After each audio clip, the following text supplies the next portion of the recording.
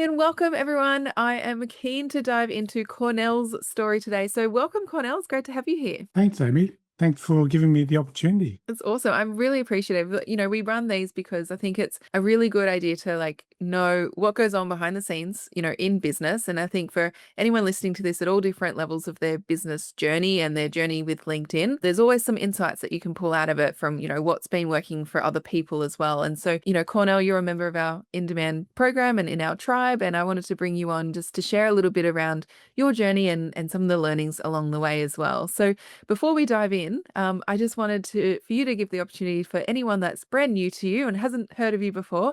Can you just share a little insight around who you are and who you help? Well, my name's Cornell. I am a fractional CFO, Chief Financial Officer, and I focus on B2B SaaS companies. That is software as a service, so tech companies. And I typically look at companies that are about 5 to 7 years old at least, have about 20 people in their organization, and revenues around $3 to $5 million. And the reason for that is prior to that stage, those type of businesses don't have the complexity or volume of transactions that requires a CFO. Hmm. But when you do get to that stage, finance starts getting complicated. It's not just doing your accounting and your tax. All of a sudden, you start wanting to find insight into, well, actually, how am I doing? Or what do I do? Should I hire that person or should I spend that money on that thing? And so rather than sing, you sort of need to have financial discipline. Mm. I'll be doing that for about, okay, gosh, since about 2019. So 6 years, 5, 6 Yep. years now, coming up to 7. Yep. Awesome. And what kind of got you into the space of being a CFO? Like, what was the inspiration to kind of start your business? What were you doing beforehand where you thought, you know what, I'm going to really channel my energy into working with these startups and helping them scale? Well, I think it was, I mean, my background, I've always been in finance. That's my Mm. background. Yeah. Been in finance for a long time. I'm Yeah. not telling you how long, Amy, but just say a long time, all right? We don't need to reveal everything, Cornell. It's fine. Yes, all right. I'm still here. Still here. So I've been in finance a long time. And prior to becoming a CFO, I was an investment banker. So when you're an investment banker, most of the time, you spend a lot of your time, I should say, sitting across the table from a CFO of a company. And as an investment banker, you're very impatient, you're very aggressive, and you're very pushy. And I always wondered, what does that CFO do? Because every time I ask them to do something, it takes them forever. What do Mm. they actually do? And after being an investment banker for about 10 plus years, I thought to myself, I want to be on the other side of the table. Because every time I look at a CFO, they're not stressed out like me. They're not anxious. They seem very calm and they seem like they really enjoy what they're doing. And so eventually, this was in Asia, I decided I had an opportunity actually to run a startup in Mm. China, of all Mm. places. And I thought, okay, I think I'll do that. And Yep. that was back in the early 2000s. And I've Hmm. just never looked Hmm. back since. Yep. So that was first stage, becoming a CFO. And then becoming a fractional CFO, running my own business. That really happened by accident. I was just doing consulting after I finished my last job. And as I kept doing these projects for these people, or old colleagues or friends, it sort of started to mount up. And I thought to myself, I kind of enjoy this. Mm. Maybe I'll do it full time. Yep. Plus the fact that my dad had always told me, you are your own best boss. Mm. And I always, of course, you ignore your dad. But this time around, I thought, okay, I think I'll pay attention to him. I'll try and be my own boss. Yeah. Yep. I love that. And I think it's pretty similar, coming from like the corporate space to then eventually going, okay, what does it actually look like to run my own thing? And I love that it kind of happened, as you said, by accident and kind of organically, where you just kind of started doing these projects and this consulting. And then all of a sudden you're like, well, actually, this is a real business now. And this is something I can continue to do. Honestly, I didn't know how long it would last when I first started. And we sort of started, was really busy, didn't think about anything else, just Mm. completing these projects. COVID hit, and I thought, oh gosh. And everyone, when COVID hit, everyone panicked. Yeah. and the markets crashed. Everyone ran around like headless chickens. And I thought, oh, I wonder if I can sustain it. I'll keep persevering. So I just did. And wow, it's now 7 years. Yep. Yep. Fantastic. And what was the decision, or do you remember the moment where you kind of like, okay, this is a real business now, and this is something that I want to grow and I want to get a little bit more intentional about, the projects you were starting to take on. When did that kind of happen for you? And I guess along those early days and as you're starting to think about growing the business, were there any kind of problems or challenges that you came across when you started to look at doing that? I guess I said during COVID so back in 2020 was when I really started thinking about what is it that I wanted to do long term. And that's when I thought, okay, let's really, rather than just sort of hand to mouth sort of attitude towards work, let's really probably think about what does this look like as a business? Yeah. What do you need to set up? And what sort of disciplines that you had to learn? Mm. And being a finance person, biggest challenge for me is marketing and sales. I mean, I don't have a skill set. It doesn't Mhm. come naturally to me. And I think, well, 99% of finance people, it doesn't come naturally to them. Yep. We'd rather spend our time looking at numbers and talking to people. It's just one of those things. It's a necessary skill set. Yeah. And it's been trial and error, I think, ever since then. Yeah. And what were some of the things that you tried from a marketing point of view that either, worked or didn't work in those early days? What were some of the things that you tried? Well, I've always used LinkedIn, but I didn't really take it seriously until about 2 or 3 years ago. I sort of Yep. sporadically used it. I tried using a lot of different marketing agencies Hmm. in Australia and in the US. Mm. And they took me to all these strange places which didn't work, like advertising on Facebook, which Mm. didn't work. Yep. And I think for me, it was a case of because I had no idea what I was doing, Mm. I tended to follow what was flavor of the month.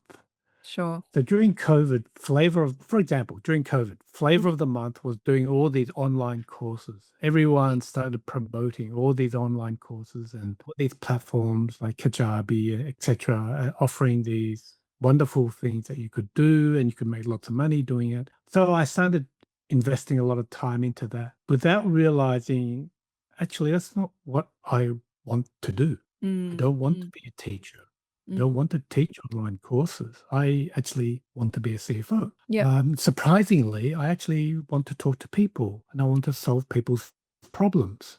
Yeah. I don't want to offer this online course where Mm. I have no idea who's looking at it and it's just me talking to a camera. So that was a mistake. So that was one error that I found was not following what you actually wanted to do, but Mm. trying to twist your business model or what you want to do into what was flavor of the month. So that was the one learning I had. Yeah. The second one was, I think it was a case of, I sort of relied a lot upon marketing agencies to tell me what to do. The problem was each marketing agency had different ideas. And so it sort of pulled you all over the place. That's when I decided to go DIY, which will Mhm. basically I did a lot of research on marketing. I did a lot of research on what was effective for me Yep. rather than what agencies thought was effective. And to be honest, I can't blame the agencies because they weren't used to dealing with a fractional CFO. Mm. They were used to dealing with B2C or big consumer brands or Yeah. etc., not a professional service type business. And so their ideas, and they tried to make their ideas fit to what I was doing, but it didn't quite work. And Yeah. so anyway, so cut to the chase. 3 years ago, I then said, all right, I'm going to start content marketing. Mhm. And I think that has gradually paid off. Mm. It's sort of, but it's not linear. It's not like, you sort of every month you grow and grow and grow. It's sort of up Yeah. and down, up and down, up and down. But if I look back on it retrospectively, it has been amongst all the different marketing attempts I've made, Mm. probably the most effective one.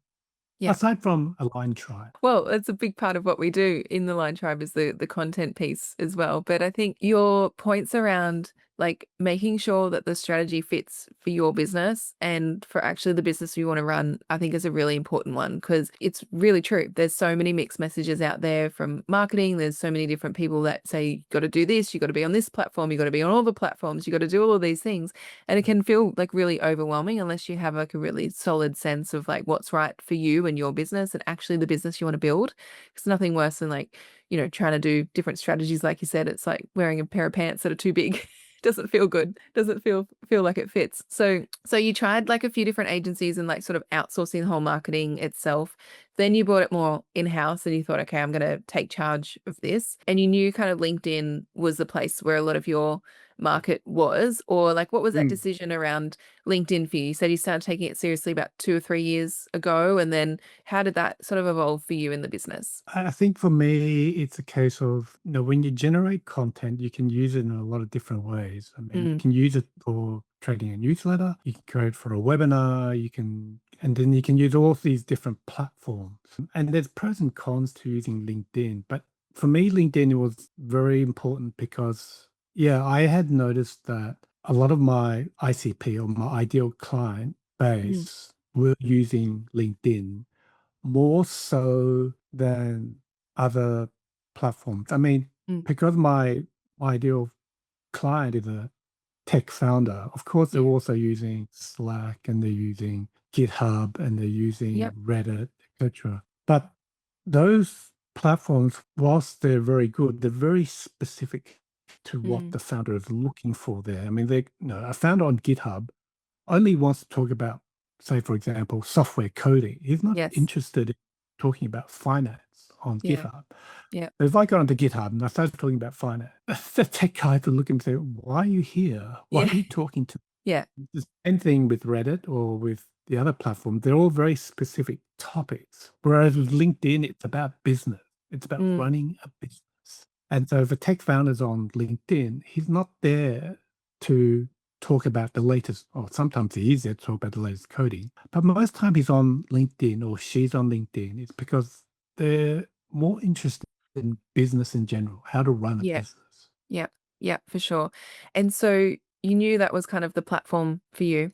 Um, Now, one of the things I really like, amongst many things, Cornell, with you is you're a really smart guy. And I think it's from your investment and finance background. Like you do your due diligence when it comes to like engaging someone or when you start to look at, what's that next solution. And I remember when you first reached out and, you were kind of in a place where you were feeling a little bit frustrated, to put it lightly, around some of the experiences you had in the past with agencies. And I guess, we had a really open conversation that you were really quite skeptical about LinkedIn working for you and how this is going to work for the business. And so what was it that I guess made you kind of decide, okay, this is the right thing and this is where, I really need to play and I really started to need to pay attention to this? I think I wanted the discipline rather than with me going solo and sort of doing things and, posting content on LinkedIn, sometimes at work. I didn't really focus on everything I should have done. I wanted to get discipline in you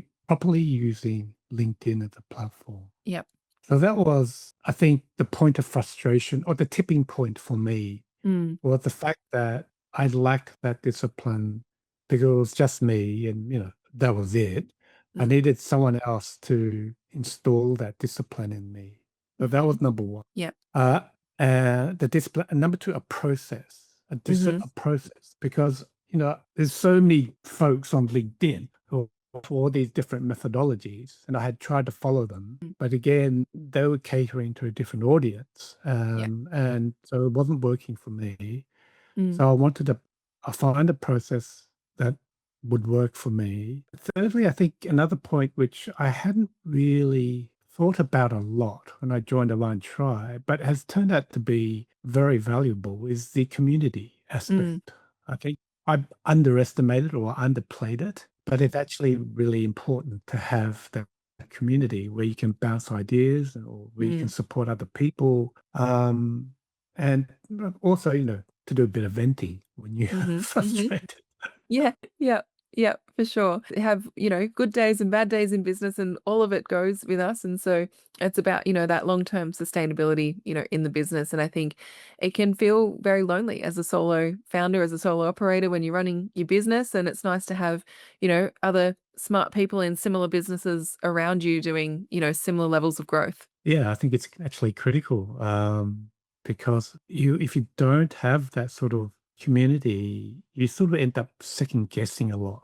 Mm, And mm, then, and also the other problem if we don't have a community or is that you procrastinate and mm-hmm. you put it off and you start making excuses. Oh, I'm too busy. I've got to do this thing for a client, or I've got to do that for the client. Yeah. And the beauty of the community or aligned tribe is that it forces you to work on the business, which you Mm, should be.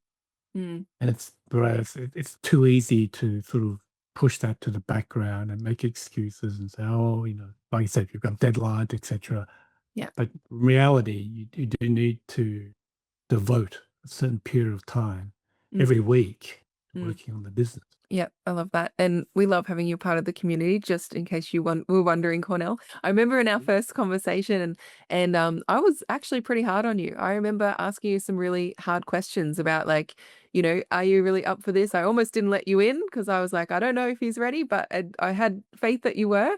And here we are now. So fast forward, here we are, and you've been really crushing it on LinkedIn. You've got some new clients coming through from LinkedIn as well. So tell me a little bit around like since working on the business, having that discipline, having that process in place, were there a couple, maybe like one or two like key strategies that you've applied, from the program that have really supported you? And what have been the results and outcomes that you've experienced so far? I think there's been quite a few actually parts of the program that have applied. I mean, it's not just about content. It was also about fixing up my profile, Mm, like the banner, and then all the wording and the tactics behind the wording in the mm, bylines that you have underneath your name. And then I completely rewrote my work experience and then the about page and the highlight pages, all aspects of the profile page I redid properly mm, for the first time. The very first yeah. time I ever did that. Like it Mm, was because of you that spurred me on to do that. That was one big change I think I made. The content itself, I think it was how I think in one of your programs you talk about picking a lane or picking several lanes. That was also really important, was mm, the discipline of not just meandering all over the place and just commenting on whatever, but really focus on, your no-brainer, focusing on your offer stack, and then focusing on your lanes and disciplining your lanes towards your services so that at least people on LinkedIn, if they read your content, then they're very clear on what you do and they're very clear on what you offer, or at least try to make it as clear as possible. So I think those aspects were really helpful on LinkedIn itself and then on the content. But it's also, I mean, I use that discipline for my website. And I actually mhm. have had compliments on my website. People Yep. have looked at my website. Well, that's me, when they read my content. Oh, that's exactly the problem I'm facing. I've literally had people say that to me. And, it was the discipline, I think, from the program that helped me a lot with that. Yep. The funny thing about the program, though, when I reflect on it, was that the principles of the program, which you keep pushing, which sort of like, they don't go over my head, but they sort of do a big loop, if you know what I mean. They sort of like go over my head and they loop back and then they hit me between the eyes.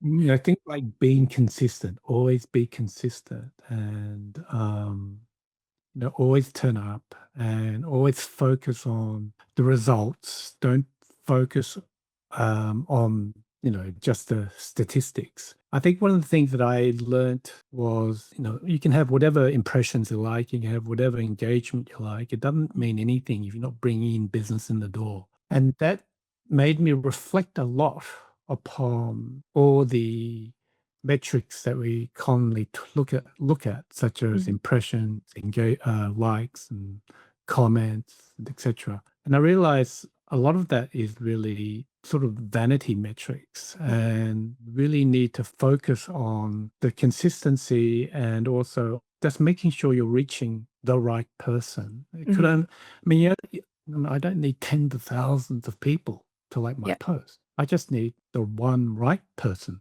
to Mhm. like my post or to read my post. Yeah. And they'll probably read it and leave no impression, but they'll come back Mhm. because it's, what is quite common is folks will read my posts and they say, "Oh, I really enjoyed your post." And your initial reaction is, "Why didn't you like it? Why didn't Yeah. you give a comment?" But they don't. They don't do Yeah. anything. They just read it, and then if you happen to catch up with them, they'll comment on to you Mm, about it. mm. They're sort of, I think, what do you call them? You call them lurkers. The LinkedIn lurkers. They'll engage with you Yeah. privately, but won't necessarily engage with you publicly. Yes. But there's Yeah. lots of them around. Yeah, yeah.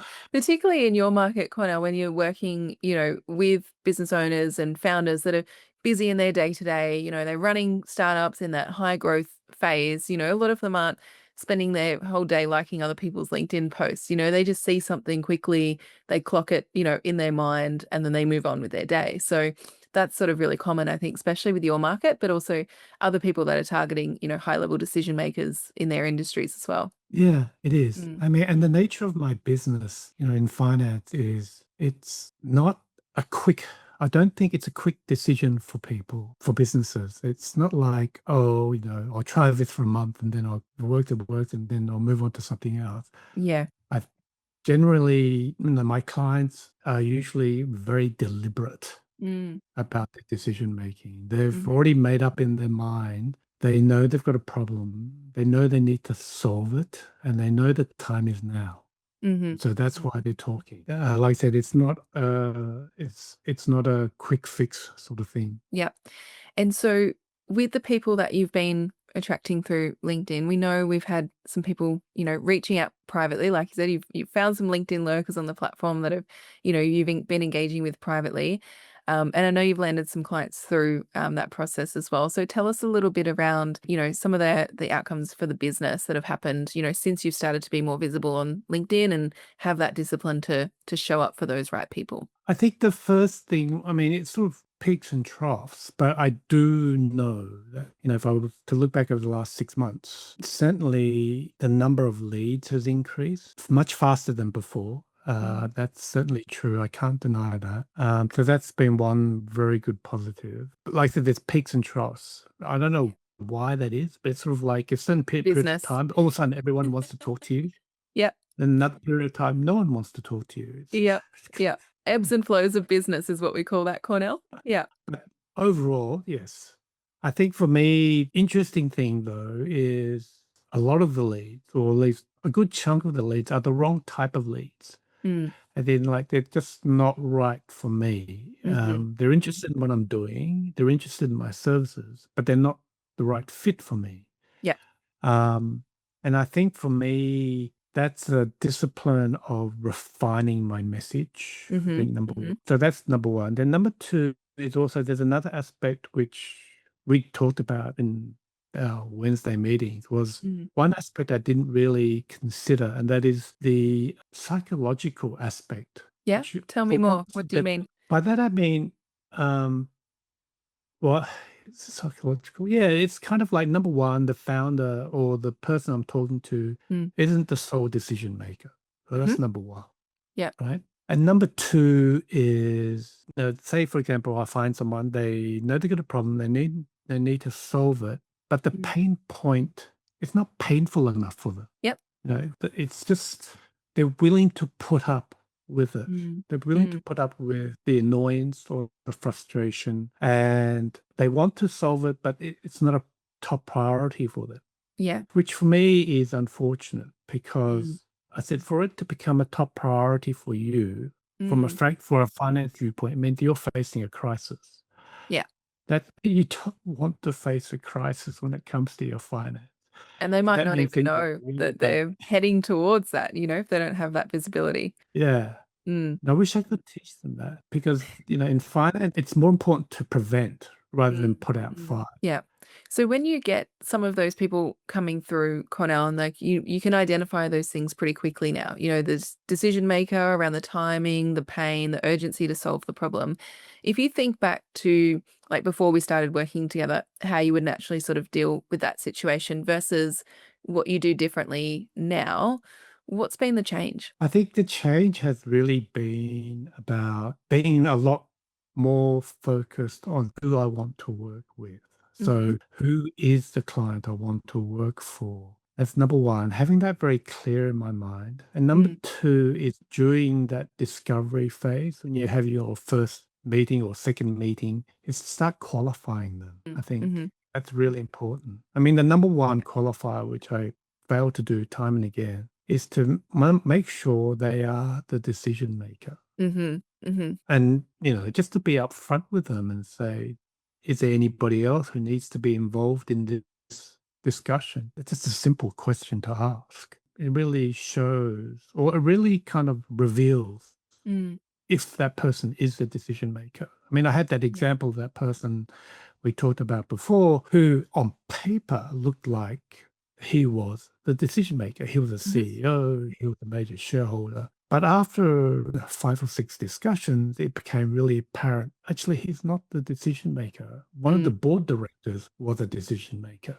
and he wasn't in the room. yeah. So, So before asking that question and getting really clear on that, it was taking you sort of 5 to 6 meetings to get some sort of decision, maybe a yes or even a no, right?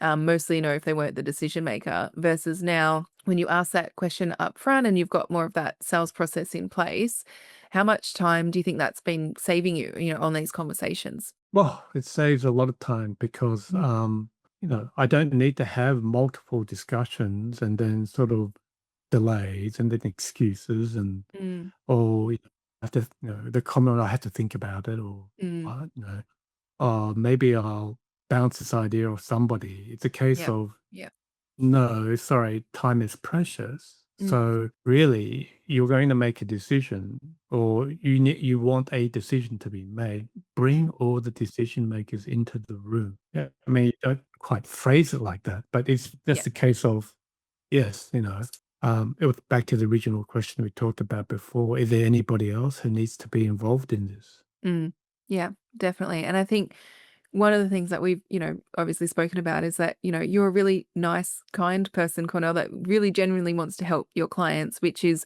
really, really common and a great trait to have, like as a coach or consultant. But the double-edged sword of that is that, we can spend all of our free time helping a lot of people that either just aren't the right people in the beginning to make that decision, or it's not the right timing. And then we spend all of these hours and meetings after meetings after meetings, and they don't actually become a client, at that time. And it can feel really disheartening. So I think, making sure that you've got that sales process in place, that it feels really authentic for you to go, actually, no, my time is precious. Their time is precious. Like, let's get a process in place here so that we can both save time and just identify those right people early on. I think it's been really important. And I think, from my notes from having a look as well, in terms of the projects that you have landed that have come through when you've got the right decision makers at the right time and you've been able to identify those people, according to my notes, Cornell, and you can correct me if I'm wrong, but you've done over 6 figures in sales since working with us. So I think that's pretty cool and worth celebrating, don't you? Yes, indeed. And I only bring it up Can't because you're so remember. humble, so I know you're not gonna bring it up yourself. Yeah, I think for me, it was a case of when I looked at in the past, when I've sort of completed a project and I'm sort of hunting around for more projects to do, really the time gap can be quite long, can Yeah, be 3 months up to 6 months. yeah, Whereas here, I think what really surprised me was I completed this big project and I was mm, like, okay, I had some small projects, but I needed a big project to take on. yep, And I thought, oh, it's going to take me another 6 months or whatever. And in 6 weeks, I landed the next project. And I was like, whoa, that's yeah. incredible. I've never done that before. That's amazing. That's so good. I love that. And yeah, I just love how you've, shown up. Like you said, you are a big part of the community. You show up and you are consistent with what you do. You've tackled some hard things as well, Cornell. I've given you some tough love. We've done some things together where it's like pushed you outside of your comfort zone a little bit and you've embraced it all the way along, which I absolutely admire. And I think is, absolutely necessary as an entrepreneur and growing the business. So I'd love for you, I guess, coming out the other side of going from, not really sure of LinkedIn, not really confident in the marketing space at all, to then now actively, marketing your business on the platform, taking your sales process from, usually 6 months for a yes to now 6 weeks for projects, and doing over six figures of sales at a bare minimum from what you've done through LinkedIn. What would be your advice to maybe other people out there who are maybe someone like yourself who's a consultant and is really looking to grow with LinkedIn? What would be your advice? Well, join a line tribe, number one. It was a trick question, but thank you. But I think for me, it's getting back to your exact point, which is to get out of your comfort zone Mm. and to do things which in the past you would never do. For example, when you forced me to do a video, I mean, oh my God, I You make never me thought sound like I'd do a such a video. hard taskmaster, Cornell. Oh, there were you and Susan just grilling me, making me do it and saying, no option, you have to do it. Oh, okay. But I mean, easily, but to be honest, I could have easily said no, right? There was something inside of me that said, what Amy is saying is correct. You need to do this. So what's holding you back?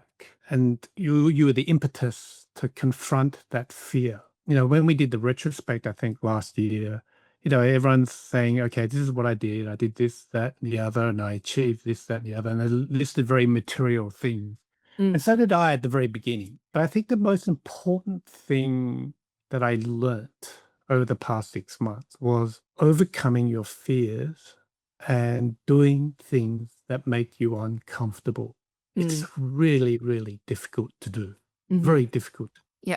And I think for a consultant who's embarking on LinkedIn is just to have that open mindset, Mm. do things which would make them feel uncomfortable, make them feel vulnerable, make them feel very exposed, Mm. but it's worth it. And Mm. and the reality is, it's when you actually do it, you realize that your fears weren't founded; they were unfounded, and Mm. there was just your preconcepts really holding you back. Yeah. Yeah, I love that advice. And I have to say, Connor, I feel like we're only just getting started, honestly, because we've got so much ahead for you that I'm really excited to share. You've made such great progress in such a short amount of time. And I have to say, you're probably one of the more skeptical people than when we first had that conversation around whether this was ever going to work, whether I was talking nonsense and I was just trying to sell you into something, right? It was one of those things. And I was like, this could go either way. Like, obviously, I'm in it. I know I've got integrity with what we teach and what we do, but naturally, you have to kind of be in it to experience it yourself. So, I was just really curious for my own sake, what was that tipping point for you where you went, no, actually, I trust Amy, like, let's do it. Like, let's work together. What was that decision for you? I think it was with several things. Number one, I realized I needed a push. I needed to really get, like I said before, get really disciplined Mm. and really focused and not just meander all over the place. So that was Mm. number one. So there was inside of me that innate desire Yeah. for change. There was that desire for change, which Hmm. was really becoming very strong. I think secondly was a lot of what you were saying was resonating with me. It was making a lot of sense. And I could see a lot of myself in what you were promoting on LinkedIn and on Mm. your website, etc. And I thought, yes, that's me. I need that sort of help. I need that sort of community. I need that sort of advice. So those two together sort of, and then thirdly, of course, I remembered in our first conversation, you said to me, you just threw it out there, the direct challenge to me. You said, okay, Cornell, we've gone through this. We've talked about this for the last 45 minutes. And you were very polite. I know. I think I would have been shouting at someone by this stage. But you asked me the question, what is holding you back from right now? What's holding you back from making this decision? And I hadn't had anyone be so direct with me. And so I sort of like rocked me back on my heels a little. Then I thought hard about it and I thought, nothing's holding me back. It's just me. I'm just procrastinating. And I realized I have no excuses. I have to do this. I know I have to do this. But why am I not doing it? Yeah. And then the rest, as I say, is history. Well, yes, ongoing history, hopefully. Oh, absolutely. Yeah. No, like I said, we're only just getting started. And I think if you think back to, if you had have said no and you had have kept going the way you were going, do you have an indication around where the business might be differently from now? I know it's hard to think about in, hindsight or in theory, but If I hadn't made the decision to join, I'm not sure. I think it would have just been meandering around as usual, just not having that focus, I think, Mm, or just not having that discipline. I mm, think the other aspect is that it's sort of like this was the other thing that really helped me a lot with your and what you've done for me is that it made me really focused and commit to something, really mm, commit to it. It may work, it may not work, but I won't die wondering about it. You mm. know what I mean? Yeah. Well, I've at least tried it, and I've said, okay, no, I did the 3-lane thing. I did the no-brainer thing. I Mhm. did this content thing. Mm. It's either working or it's not working, but at least I've tried. Whereas Yeah. in the past, you would have tried it for about a month or a couple of weeks. Oh, it's not working. Try something else. Mm. Didn't work. Try another thing. And then what you end up with is sort of like half-hearted attempts, all these different ventures, Yeah. not giving it the time and respect it needed to make it work. I love that. And what are you most excited about in the business now, Cornell? If we think about, the next 12 to 18 months ahead in the business, what are you most excited about? I am so dead keen now that I've spent all this time developing these no-brainers Yeah. because I refined it and refined. I am so desperate to get someone to actually use a couple of these no-brainers. I mean, they've used Yeah. one, Yeah. but I want them to use the other one, and then I want the follow-on. I want them to Yeah. say, "Okay, that no-brainer was great. Now I want you to do this." And it's Yeah. like, "Yay!" Yeah. Perfect. So So we're talking about our offers now as well, and sort of like helping people and are you talking about your lead magnets or your offers? mainly my offers. Yeah. The lead magnets hopefully lead on to the no-brainer, and Yeah. then and I treat the no-brainers as like an entree. Mm, So mm. the entree and then the main course. Last year was a bit odd. Someone just went for the main course. Oh, I mean, But how horrible.